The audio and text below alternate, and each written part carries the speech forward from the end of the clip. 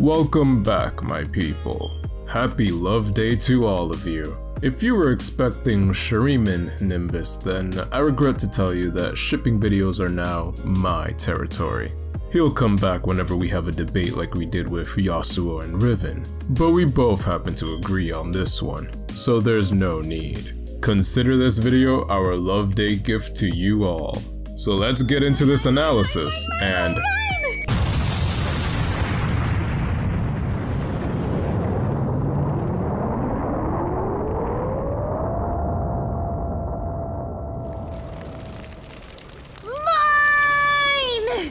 well, don't you know how to make an entrance? Sorry, but there's no way you're gonna do a video on my favorite League of Legends ship without me. I've been invested in this headcanon of mine for years now, and nothing ain't stopping me. Fair enough, but we gotta do something about that outdated look.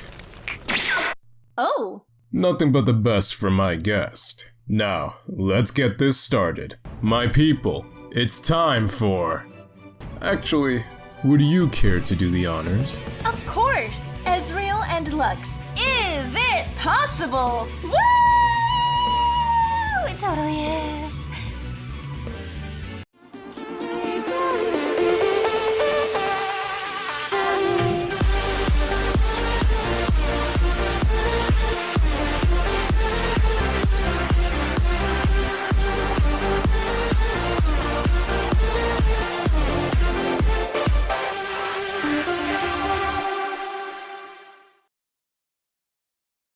One of the best ways to analyze relationships is through a theory known as attachment theory.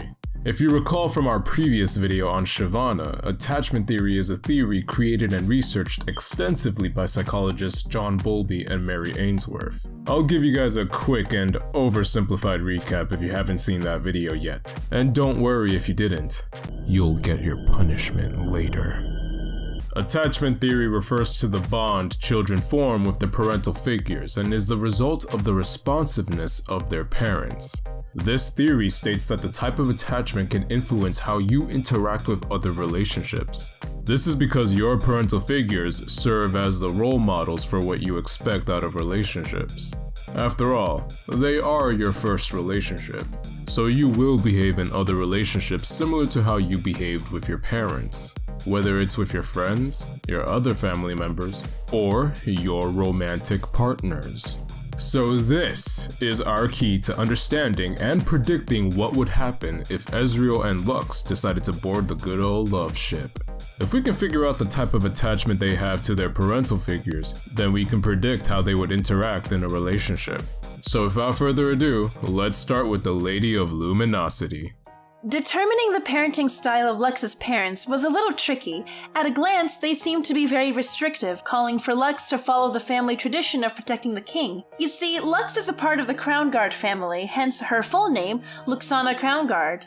She is part of a prestigious lineage, so this comes with several expectations on not just her, but her entire family.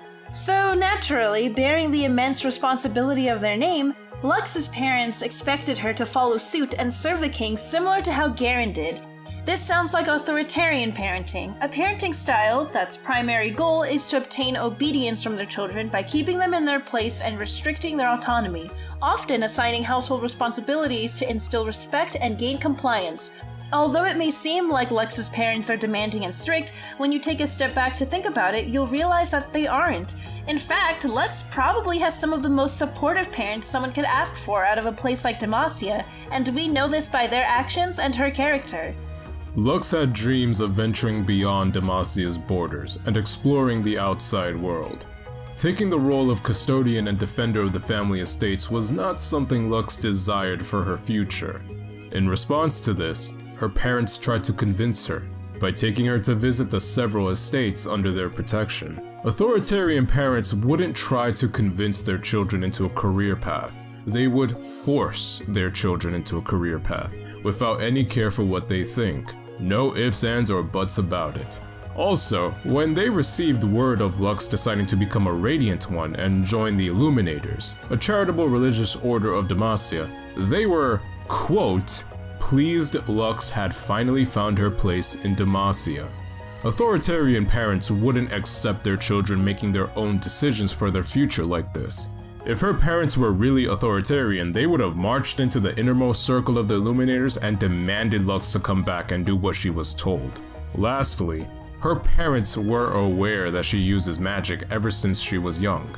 The heads of one of Demasia's most noble and well-respected families knew their daughter practiced a forbidden art. And what do? They keep it a secret. Sure, a part of it was simply denial because the truth was too much to bear for them. But they also did not want to draw attention to their family. And can you really blame them? They were raised within the same society as Lux, a society that would exile or execute you for any inkling of magic.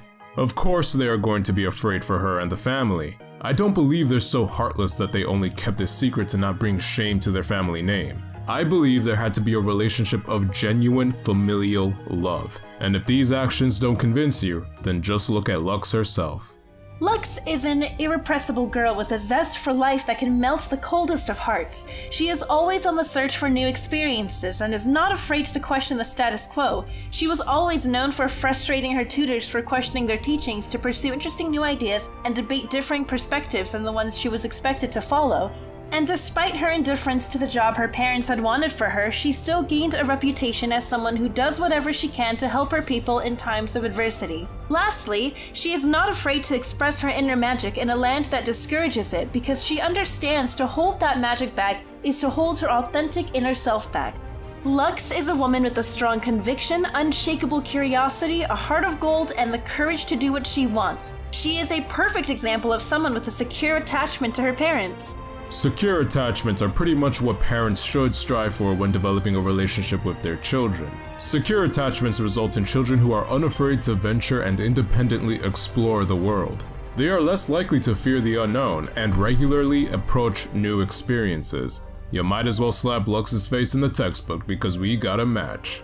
This lack of fear is because their parents have established themselves as a secure base for their child to return to when they're in need. According to attachment theory, this transfers over in our relationships with others as adults. Long story short, Lux's parents aren't authoritarian because Lux would have been a passive and confirming girl, always looking to others for approval before taking any action for herself and just overall being socially inept. And Lux is none of that! Instead, the fact that they attempted to convince Lux and not force her into the job they wanted kept Lux's magic a secret, and were genuinely happy that Lux found her place outside of what they had planned for her are all signs of authoritative parents. Parents that strike a good balance of controlling demands and nurturing communication. These parents express firm parental control but do not restrict their children from making their own decisions and are more likely to give their children opportunities to voice their own desires. Her parents aren't authoritarian. The society they live in is authoritarian. These parents are doing their best to allow Lux to flourish in such a repressive society, and it definitely shows through Lux's character.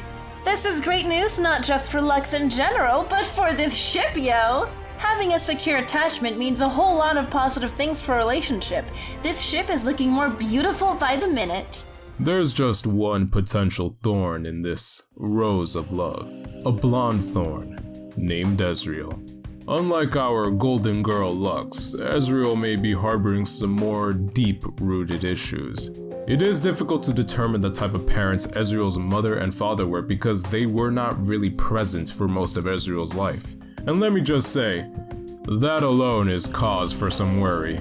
Ezreal grew up admiring his parents from afar, while living with an uncle that did not enjoy so much the idea of raising Ezreal. He often referred to him as a rash and unruly child, and simply assigned him to the strictest tutors he knew in order to, quote, ease his burden. Yeah, when someone refers to you as a burden, they may not be the most nurturing of parental figures. In fact, I'd say Ezreal's uncle can be categorized as an indifferent parental figure. A figure that has either rejected their children altogether, or for various reasons do not expend the necessary time and energy required of the parenting role. They seem uninvolved and even uninterested in their children's development. Sure, you could say he may have cared enough to make sure Ezreal had a good education, but leaving him to be disciplined by other tutors so he wouldn't have to do it himself is enough evidence to suggest that Professor Limor doesn't really care that much about raising him. And the results of such a parenting method do match with Ezreal on some level.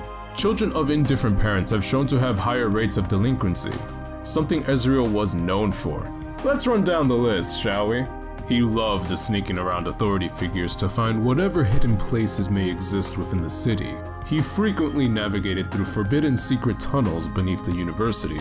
He crossed several rooftops to get into secret rooms that often held secluded vaults with mysterious treasures just waiting to be discovered. And he polished his lock-picking skills to get into the offices of his professors, not to steal, but to rearrange the room just to piss them off. Ezreal clearly displays delinquent behavior, which could most likely be attributed to the absence of his parents and the indifference of his uncle. Ezreal did not have parental figures that could provide for his emotional needs growing up. Any opportunity he took to express his desire to be with his parents was met with rejection. And it's not like his uncle was gonna be much help. At the end of the day, trying to express his emotions did absolutely nothing for him. It didn't get him his parents back, and it didn't make his uncle any more of a better parent. Meaning Ezreal most likely would have developed an avoidant attachment. Avoidant attachments are the result of parents who disregard and ignore their children's needs. They discourage their children from doing natural emotional behaviors like crying. Through this environment, they learned that expressing their feelings of distress just leads to rejection, or in some worst cases, punishment. And although there isn't any information about Ezreal being punished for his emotions, we did already establish that they led to rejection from his parental figures. All he ever wanted was to be with his parents, but they left him. I'ma call it like it is. Ezreal was pretty much abandoned so that his parents could continue their dreams, and no amount of crying or begging could ever stop that. Thus, Ezreal most likely has abandoned any desire to express his inner emotions, which is a defining characteristic of an avoidant attachment. Adults with this type of attachment are uncomfortable with intimacy and actively avoid it. They really weren't shown how to express emotions, nor were they encouraged to. So when issues come up with their relationships, they retreat inward, often keeping their own emotional experiences out of their partner's awareness. It's also just as uncomfortable for them to see their partner desire to be emotionally closer because, again, they learned at a young age to not seek others for comfort. This attachment leads to a behavior known as pseudo-independence, where they maintain this illusion that they can take care of themselves, which can be true on a physical level. It's not like Ezreal needs help surviving out there, as he's demonstrated with his numerous explorations. But when it comes to emotional needs, they're about as helpless as a newborn baby. So you can start to see where there may be some issues with Ezreal and Lux if they were to get into a relationship. We both agree that the conditions of their lore make it very possible for them to meet and end up being attracted to one another. As a Radiant one, Lux uses her magic for secret missions outside of Demacia, so it wouldn't surprise neither of us if she met Ezreal during one of her missions and became interested in how much of the world he's seen. Ezreal's own wanderlust and curiosity would resonate with her. He'd probably be the first person she'd have met who shares that same mindset with her. And same goes for Ezreal. Ezreal would be attracted to Lux's desire to explore because it's everything that he wanted to do with his own parents. So to find the same desire in someone else would be kinda like poetic closure. He never got to explore with his parents, but at least he found someone else to both love and explore. But once that relationship becomes too close, Ezreal would most likely begin to distance himself from Lux out of fear for that intimacy. As someone with a secure attachment, Lux is not only capable of offering emotional support for her partner, but is also capable of seeking the same comfort from her partner. She is not going to be afraid to be vulnerable when she needs to be. So having a partner that is more likely to run away from emotional distress may be rather troublesome for Lux. But when you take Lux's character and background into consideration, we believe she would take the time to help Ezreal be more open with himself. Lux was born into a land that outright banned the use of magic out of fear for its destructive power. She was raised with stories of sorcerers painted as twisted servants of evil and how even the purest hearts could be consumed by its influence. So when she awakened to her powers at an early age, she was racked with intense fear and guilt for many nights. Would she become evil? Was she an abomination from birth? Would she be killed or exiled from her home and her family? These thoughts plagued her mind until she had a fateful encounter with the stone gargoyle Colossus. She understands the pain of keeping secrets and denying your inner emotions. Having gone through this herself, Lux is more likely to empathize with Ezreal the more she learns about his fear of intimacy, and she is the perfect person to do so because of her compassion. Honestly, it sounds like Lux could see a little bit of herself in Ezreal. She could probably see a little bit of Ezreal in her too, if you know what I mean. Hey! Oh! Emily, think of the children. Well, shit. Furthermore, it's been shown that securely attached people are more caring, empathetic, altruistic, and compassionate, all things that Lux demonstrate within her lore, so she has an edge when it comes to helping others, like Ezreal, get through their issues. Of course, Lux having a secure attachment doesn't mean the relationship would be perfect. Although it is certainly helpful, Ezreal's avoidant attachment will lead to conflict as the two try to get closer on an intimate level. But that doesn't mean the relationship is doomed to fail. Conflict is necessary for relationships to thrive, for both partners to come to understand more about themselves and each other. It is through conflict that we achieve group unity and growth. It's important to distinguish that we're talking about constructive conflict, which does lead to relationship growth. You see, in love psychology, there are two types of conflict, constructive and deconstructive. But this video has gone on long enough for you to get into something new. Point is, Ezreal and Lux get our official seal of approval as one of League of Legends' possible ships, and whatever conflict they may experience is completely normal. Well said.